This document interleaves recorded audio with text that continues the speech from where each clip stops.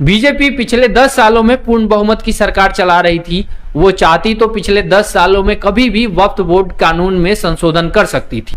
जो नरेंद्र मोदी की सरकार है वो वक्फ कानून को इस समय लेके इसीलिए आई है ताकि वो खुद को शहीद दिखाना चाह रही है। वो ये दिखाना चाह रही है कि देखो जी, मुझे तो बहुमत होता तो मैं वक्फ बोर्ड का कानून पास करवा देती, मेरे पास तो बहुमत ही नहीं है और मैं जदयू के ऊपर निर्भर हूं, चाहे टीडीपी के ऊपर निर्भर हूं, इसलिए वक्फ बोर्ड का कानून पास नहीं हो रहा है।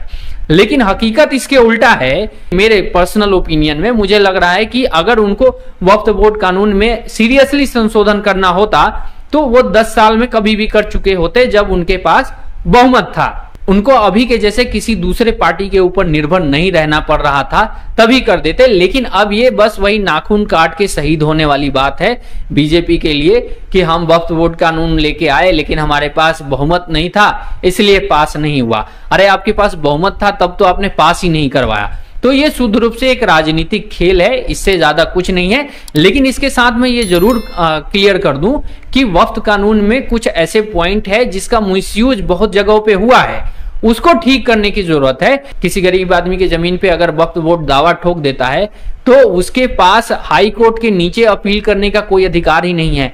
और आप सभी को पता है कि हाई कोर्ट में एक अपील दायर करने में कितना खर्चा लगता है, कितने लोगों की जो संपत्ति है उससे ज्यादा एक केस लड़ने में खर्चा लग जाएगा हाई कोर्ट में। तो उस लिहाज से देखें तो ये कुछ ज्यादा ही मतलब कानून इस तरीके का है जहां पे जो गरीब आदमी है अगर उसकी जमीन पे दावा हो गया तो फिर उसको लड़ पाना और वापस ले पाना उसके लिए मुश्किल हो जाता है। इन चीजों में जरूर बदलाव होना चाहिए।